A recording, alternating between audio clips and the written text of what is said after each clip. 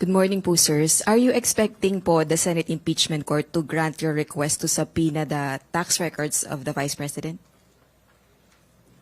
Well, again, we will not preempt the action to be taken by the impeachment court on this. That discretion falls in the impeachment court. But we're very hopeful that they will grant it, again, since it's based on strong legal basis.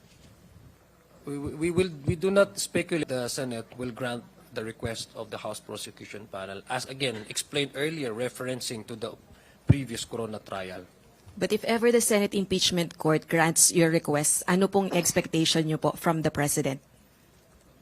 From President Bongbong Marcos Jr., if ever the Senate Impeachment Court grants your request for subpoena of tax records of the Vice President and her spouse?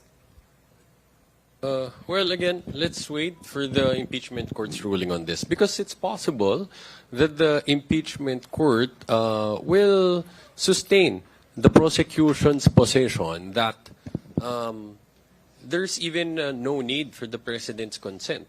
Why? Because the Constitution trumps special laws. No? Dahil ang unang posisyon ho namin dito, no, mas supreme, no, ang Constitution natin, which grants the impeachment court the sole authority to decide and try impeachment proceedings. Kasama ho dito sa proceedings ay mag-issue ng subpoena.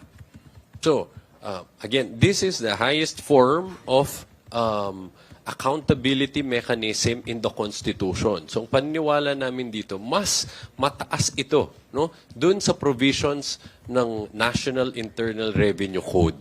So, para makita ang buong katotohanan, mayroong karapatan at kapangyarihan ang Senate sitting as an impeachment court para i-compel ang BIR na ipresenta ang mga dokumento na ito.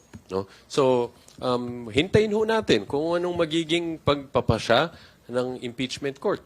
It's also possible na sasabihin din ng impeachment court na tulad ng nangyari doon sa nakaraang impeachment proceeding na kinakailangang i-require ng BIR commissioner ang BI commissioner na mag-request ng consent ng presidente. But again, ayaw ho nating pangunahan kung ano magiging pagpapasya ng impeachment court dito. Pero you don't see the President disapproving, if ever, yun pong request, if ever po, ng BIR Commissioner? I think what Attorney Jay has sufficiently explained to us is that, number one, the impeachment court having to exercise a very extraordinary power. This is actually a constitutional directive to the impeachment court to exercise. We feel that it will no longer be required for the president, again, for the president to intervene in this matter, because that already sufficient for the BIR to release this ITR by virtue of a subpoena power that will be issued by the impeachment court. No? So yun lang po yung position na we don't want to speculate on matters that what would happen or matters that are still pending, because pending na pa rin po ang aming request for subpoena. So baka, Ross, baka pagdating ng panahon, baka si Yusek Castro ang magbigay sa iyo ng kasagutan. But as in the meantime, we are focused on the request of a subpoena, which is still pending, and we will expect that oral argument will continue today.